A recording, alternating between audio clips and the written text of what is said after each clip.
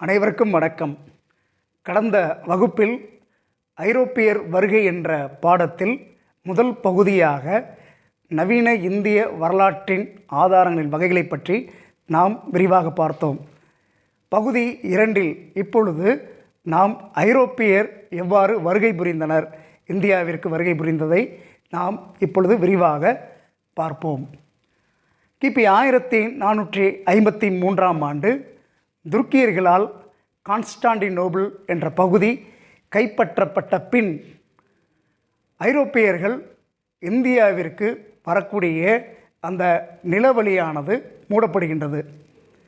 மேலும் இந்த துருக்கியர்கள் வட ஆப்பிரிக்கா பகுதிகளிலும் பால்கன் தீபகற்பம் பகுதிகளிலும் உள்ளே நுழைந்து தங்களது ஆதிக்கத்தை செலுத்துகிறார்கள்.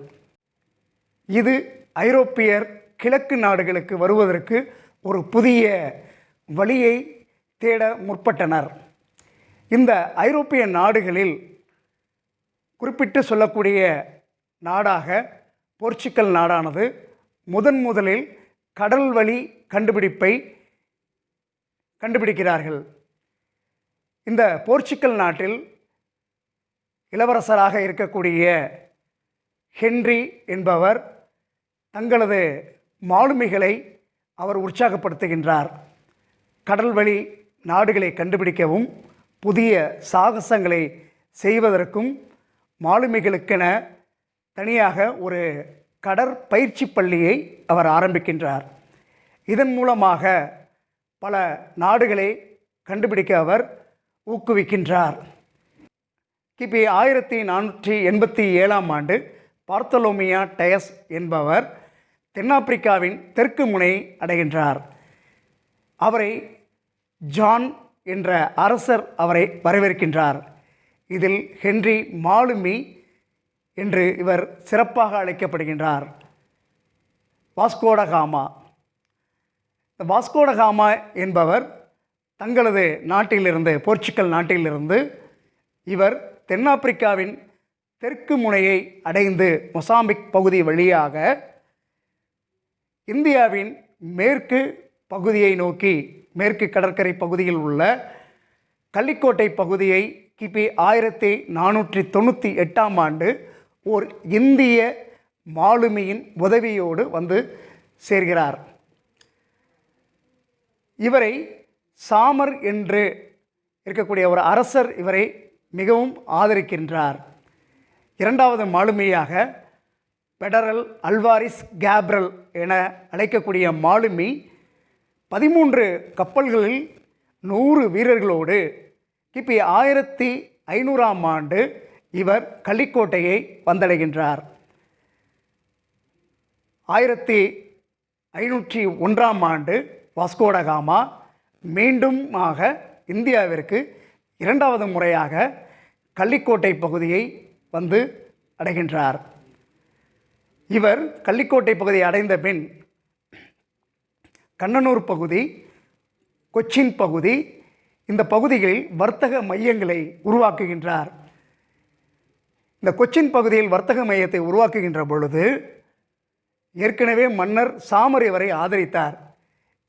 இப்பொழுது இவருக்கு இந்த பகுதியை ஆதிக்கத்தை நிலைநாட்டக்கூடிய ஒரு சூழல் ஏற்பட்ட காரணத்தினால் மன்னர் சாமர் வாஸ்கோடகாமாவை எதிர்க்கின்றார். அப்பொழுது இருவருக்கும் இடையே சண்டை நடக்கின்றது. இதில்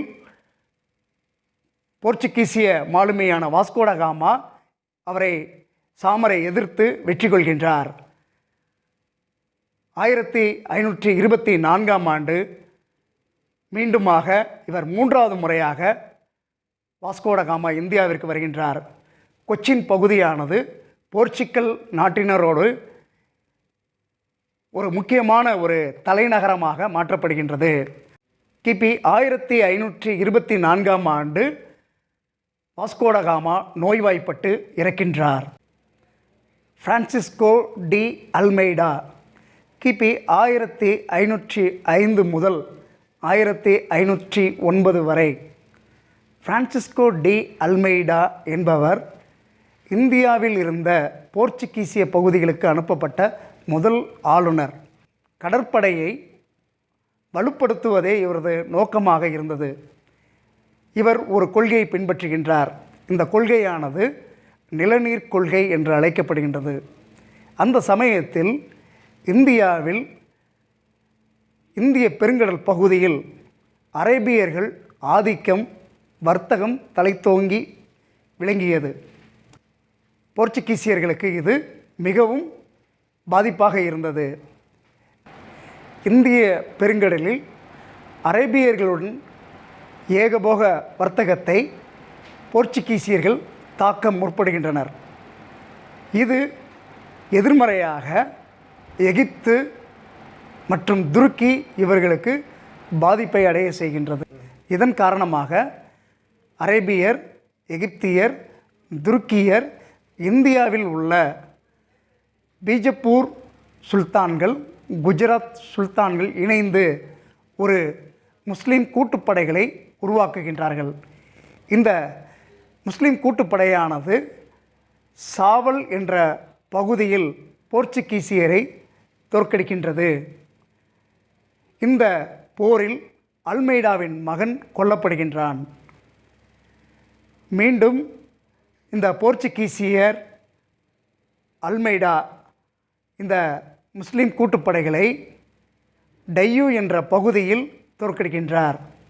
கிபி 1509ஆம் ஆண்டு ஆசியாவில் கடற்படை மேலாண்மையை போர்ச்சுகீசியர் கோரினர். கிபி 1509 முதல் கிபி 1515 வரை இந்தியாவில் போர்ச்சுகீசிய பகுதிகளை ஆளுமை செய்தவர் பிரான்சிஸ்கோ டி அல்மெய்டா என்பவர் ஆவார். இவர் கிபி 1510இல் பீஜப்பூர் சுல்தானிடமிருந்து கோவா பகுதியை கைப்பற்றினார். கிபி 1515இல் பாரசீக வளைகுடா பகுதியில் உள்ள ஆம்ஸ் துறைமுகத்தை கைப்பற்றி போர்ச்சுகீசியரின் அதிகாரத்தை வலுப்படுத்துகின்றார். இவர் போர்ச்சுகீசியர்கள் இந்திய பெண்களை திருமணம் செய்வதை இவர் ஊக்குவிக்கின்றார். பிரான்சிஸ்கோ டி அல்மெய்டா விஜயநகர பேரரசுடன் நல்ல நட்புறவை மேற்கொண்டார். நினோ டி குன்ஹா 1529 முதல் கிபி 1538 வரை இவர் இந்தியாவில் இருந்த போர்ச்சுகீசிய பகுதிகளை இவர் ஆளுமை செய்கின்றார். கிபி 1530இல் கொச்சியிலிருந்து கோவாவிற்கு தலைநகரை மாற்றுகின்றார்.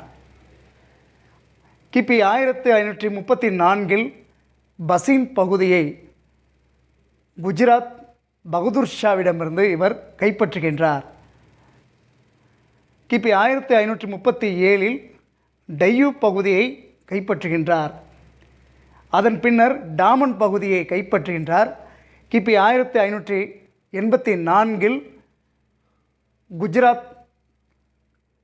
குஜராத்தில் உள்ள பகதூர் ஷாவிடமிருந்து சால்செட் பகுதியை இவர் கைப்பற்றுகின்றார். இவர் நினோ டி குன்ஹா மேற்கு கடற்கரை பகுதிகளான கோவா, டையூ, டாமன், சால்செட் இந்த பகுதிகள் அனைத்தையும் அவர் கைப்பற்றி இவர் அதிகாரம் செலுத்துகின்றார். மேலும் பம்பாய் பகுதியையும் இவர் கைப்பற்றுகின்றார். அதற்கு அடுத்ததாக கிழக்கு கடற்கரை பகுதிகளில் உள்ள ஹூக்ளி பகுதி, வங்காள கடற்கரையோரம் இருக்கக்கூடிய அந்த ஹூக்ளி பகுதி மற்றும் சென்னை சாந்தோம் பகுதியை இவர் கைப்பற்றுகின்றார். இவருடைய ஆட்சியில் புகையிலை சாகுபடியை இவர் அறிமுகம் செய்கின்றார். போர்ச்சுகீசியர்கள் இந்தியாவிற்கு வந்து கிறிஸ்தவ சமய வளர்ச்சியை பெரிதும் ஊக்குவித்தனர். கிபி 1556இல் கோவாவில் அச்சு இயந்திரம் அமைக்கப்பட்டது. கிபி 1563ஆம் ஆண்டு கோவாவில் ஓர் ஐரோப்பிய எழுத்தாளரால் இந்திய மருத்துவ தாவர நூலானது அறிமுகப்படுத்தப்பட்டது. இறுதியாக 17வது நூற்றாண்டோடு இந்த போர்ச்சுகீசியர்களுடைய ஆதிக்கமானது இந்தியாவில் வீழ்ச்சியடைய தொடங்கியது. இவர்கள் 1739 கோவா, டையூ, டாமன் பகுதிகளை மட்டும் இவர்கள் கைப்பற்றி ஆட்சி செலுத்தினர். போர்ச்சுகீசியரை தொடர்ந்து இந்தியாவிற்கு டச்சுக்காரர்கள் வருகின்றனர். கிபி 1602 ஆண்டு நெதர்லாந்து கிழக்கிந்திய கம்பெனி என்பதை உருவாக்கி கிழக்கு நாடுகளில் உள்ள அரசுகளின் அனுமதி பெற்று இது செயல்பட தொடங்குகின்றது.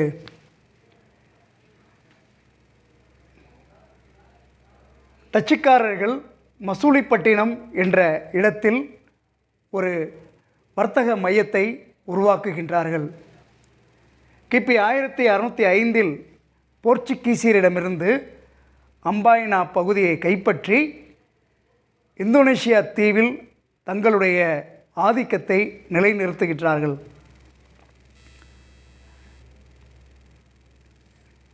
இந்தியாவினுடைய முக்கிய பகுதியான நாகப்பட்டினம் பகுதியானது கைப்பற்றப்படுகின்றது. போர்ச்சுகீசியரிடமிருந்து இதை கைப்பற்றுகின்றார்கள். இவருடைய தலைநகரமாக பழவேற்காடு என்ற பகுதி உருவாக்கப்படுகின்றது. 1690 நாகப்பட்டினம் புதிய தலைநகராக மாற்றம் செய்யப்படுகின்றது. ஏற்கனவே பழவேற்காடு பகுதியானது இருந்ததை அவர்கள் நாகப்பட்டினத்தை புதிய தலைநகராக மாற்றுகின்றார்கள். இந்தியாவின் முக்கிய வர்த்தகமான பட்டு, மிளகு, இண்டிகோ, அரிசி போன்ற வர்த்தக பொருட்களை இவர்கள் ஏற்றுமதி செய்கின்றனர். பழவேற்காடு, சூரத், சின்சுரா, காசிம் பஜார், பாட்னா, நாகப்பட்டினம், கொச்சின் போன்ற இடங்களில் வர்த்தக மையத்தை உருவாக்குகின்றார்கள். 17ஆம் நூற்றாண்டில் டச்சுக்காரர்கள் போர்ச்சுகீசியருக்கு போட்டியாக ஆங்கிலேயர்கள் வருகிறார்கள். இவர்களுக்கு எதிராக ஆங்கிலேயர்கள் அங்கு வருகின்றனர். அந்த நேரத்தில் டச்சுக்காரர்கள் 1623 அம்பாயினா என்ற இடத்தில் 10 ஆங்கிலேயர்களையும் 9 ஜப்பானியர்களையும் இவர்கள் கொலை செய்து விடுகிறார்கள், கொன்று விடுகிறார்கள். இது வரலாற்றில் ஒரு மறக்க முடியாத ஒரு நிகழ்வாக இருக்கின்றது. இது ஆங்கிலேயர்களை மிகவும் கோபமடைய செய்தது. கிபி 1759 பெடரா போர் மூலம் இந்த அம்பாயினா படுகொலைக்கு பழி தீர்க்கும் விதமாக ஆங்கிலேயர்கள் டச்சுக்காரர்களை தோற்கடிக்கின்றனர். 1795 டச்சுக்காரர்கள் முழுமையாக வீழ்ச்சியடைகின்றனர். இந்த தமிழ்நாட்டில் டச்சுக்காரர்கள் என்று பார்க்கின்ற பொழுது 1613 பழவேற்காட்டில் கோட்டையானது கட்டப்படுகின்றது. இவர்கள் வைர ஏற்றுமதியை செய்கின்றனர். டச்சுக்காரர்கள் நாகப்பட்டினம், புன்னக்காயல், தேவனாம்பட்டினம், கடலூர், பரங்கிப்பேட்டை போன்ற கோட்டை பகுதிகளை கைப்பற்றினார்கள். ஆங்கிலேயர்கள் இங்கிலாந்து ராணி எலிசபெத் அவர்கள் கிழக்கிந்திய வாணிப தொடர்புக்காக அவர் ஒரு ஆளுநர், 24 இயக்குநர்கள் கொண்ட ஒரு குழுவை கிபி 1600 டிசம்பரில் அவர்களுக்கு ஒரு அனுமதி பட்டயம் வழங்கி அவரை இந்தியாவிற்கு அனுப்புகிறார். முதலாக கிபி 1608 ஜஹாங்கீர் அவையில் வில்லியம் ஹாக்கின்ஸ் என்கின்ற மாலுமியானவர் அனுப்பப்படுகின்றார். இவர் சூரத் நகர் செல்கின்றார். சூரத் நகரில் போர்ச்சுகீசியர்களின் தலையீடு அதிகமாக இருந்ததால் அவரால் அங்கு வணிக மையம் நிறுவ இயல முடியவில்லை. இது ஜஹாங்கீர் அவர்களுக்கும் ஹாக்கின்ஸ் அவர்களுக்கும் மிகவும் பெருத்த ஏமாற்றமாக அமைகின்றது. இவ்வேளையில் அவர் மீண்டும் வில்லியம் ஹாக்கின்ஸ் இங்கிலாந்திற்கு அவர் திரும்பி செல்கின்றார்.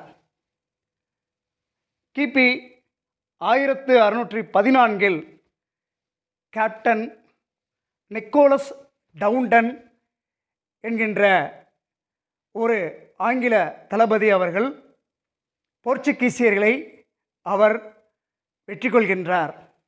இது ஜஹாங்கீருக்கு மிகவும் மகிழ்ச்சியை அளிக்கின்றது.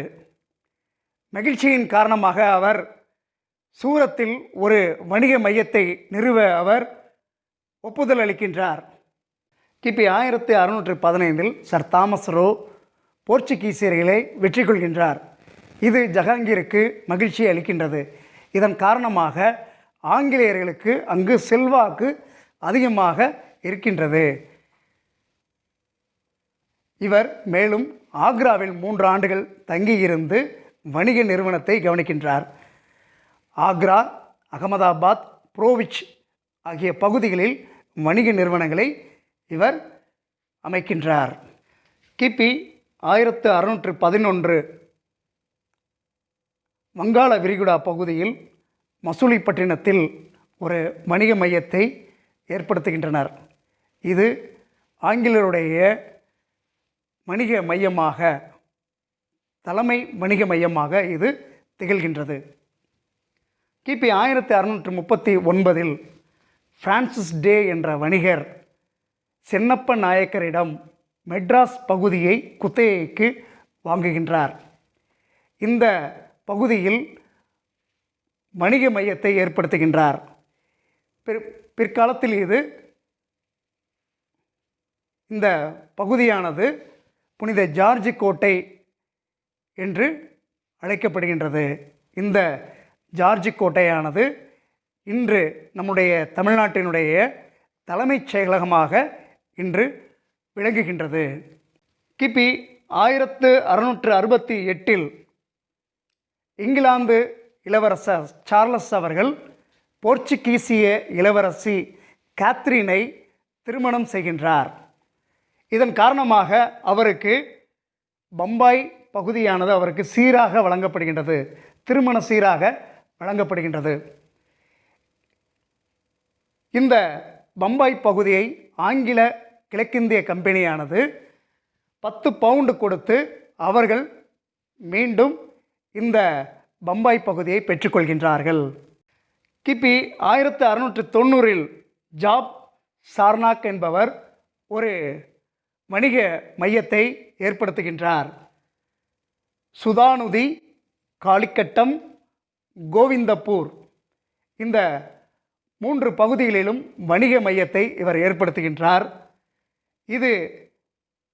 இதனுடைய ஜமீன்தாருடைய உரிமையை இந்த ஆங்கிலேயர்கள் பெற்றுக்கொள்கின்றனர். இந்த சுதாநிதி, காளிக்கட்டம், கோவிந்தப்பூர் இந்த 3 பகுதிகளும் இன்று கல்கத்தா என்று அழைக்கப்படுகின்றது. இந்த கல்கத்தா இப்பொழுது கொல்கத்தா என்று மாற்றப்பட்டுள்ளது. இந்த சுதாநிதியானது 1696 கோட்டையாக விளங்கியது. இந்த ஆங்கிலேயர்கள் கட்டிய 2வது கோட்டையாக கிபி 1700 வில்லியம் கோட்டை மிகவும் புகழ்பெற்றதாக விளங்கியது. கல்கத்தாவில் இந்த வில்லியம் கோட்டையானது இன்றும் உள்ளது. கிபி 1757 பிளாசி போர் நடைபெற்றது. கிபி 1764 பக்சார் போர்.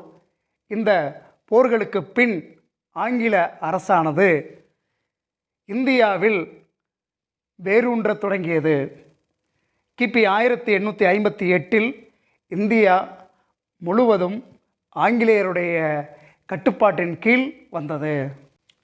டேனியர்கள் டென்மார்க் அரசின் 4ஆம் கிறிஸ்டியன் என்ற அரசர் கிபி 1616 மார்ச் 17 டேனிஷ் கிழக்கிந்திய கம்பெனி ஒன்றை நிறுவுகின்றார்.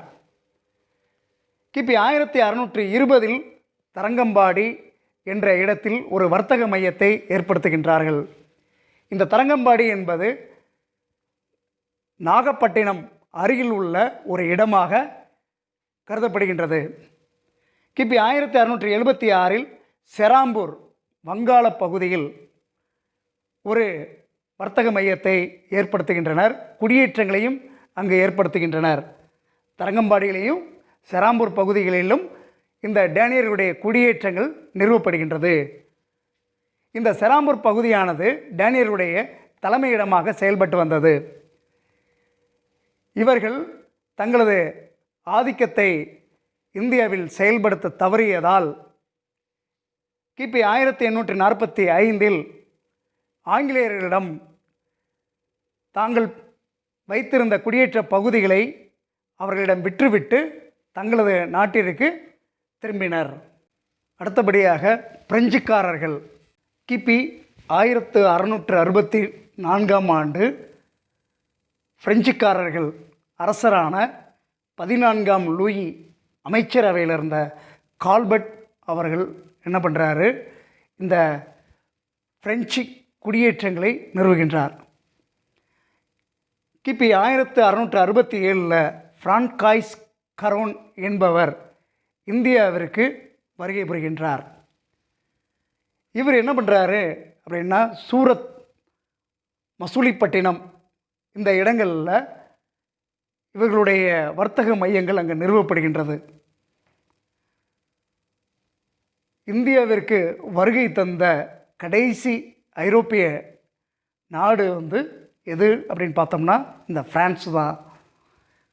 கிபி 1673 ஷெர்கான் லோடி என்பவரால் மானியத்தின் கீழ் இந்த மார்டின் என்பவர் பாண்டிச்சேரியில் குடியேற்றங்களை, பிரெஞ்சு குடியேற்றங்களை அவர் அமைக்கின்றார். இந்த பாண்டிச்சேரியில் பிரெஞ்சு குடியேற்றம் நல்ல ஒரு வளமான ஒரு பகுதியாக இருந்தது. இந்த பாண்டிச்சேரியில் லூயிஸ் கோட்டையானது அங்கு கட்டப்படுகின்றது. யாருடைய பேர்லனா 14ஆம் லூயினுடைய மன்னரின் பெயரில் இது கட்டப்படுகின்றது.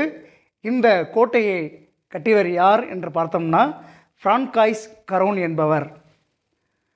கிபி 1673 இந்த பிரெஞ்சு கிழக்கிந்திய கம்பெனியானது கல்கத்தாவில் சந்திரநாகூர் என்ற ஒரு நகரை நிர்மாணித்தது. மாஹி, காரைக்கால், பாலசோர், காசிம் பஜார் போன்ற பகுதிகளில் இந்த பாண்டிச்சேரியினுடைய வர்த்தக மையங்கள் விரிவுபடுத்தப்பட்டது. கிபி 1742 ஜோசப் பிரான்காய்ஸ் டியூப்லே ஆளுநராக முதலாக அனுப்பப்பட்டார். இரண்டாவதாக பிரெஞ்சு ஆளுநராக டூமாஸ் என்பவர் அனுப்பப்பட்டார். இறுதியாக போர்ச்சுகீசியர், டச்சுக்காரர்களால் முறியடிக்கப்படுகின்றனர். இந்த டேனியர்கள் இந்தியாவில் மிகப்பெரிய அளவில் அவர்கள் தங்களது ஆதிக்கத்தை அவர்களால் செலுத்த இயலவில்லை. போர்ச்சுகீசியர்களையும் டச்சுக்காரர்களையும் ஆங்கிலேயர்கள் எளிதாக அவர்கள் வெற்றி கொள்கின்றனர். பிரெஞ்சுக்காரர்கள் இவர்கள் ஆங்கிலேயர்களிடம் தங்களால் எதிர்த்து போட்டி போட இயலாத ஒரு சூழல் ஏற்படுகின்றது. வர்த்தகத்திலும் சரி, அதிகாரத்திலும் சரி, அவர்கள் தங்களை பலம் இழந்தவர்களாக அவர்கள் ஆக்கி கொண்டார்கள். இந்த ஆங்கிலேயர்களிடம் நடைபெற்ற 3 கர்நாடக போரில் பிரெஞ்சுக்காரர்கள் தோல்வியுற்ற காரணத்தினால் அந்த அரசானது வீழ்ச்சியடைகின்றது. இந்த போர்ச்சுகீசியர், டச்சுக்காரர்,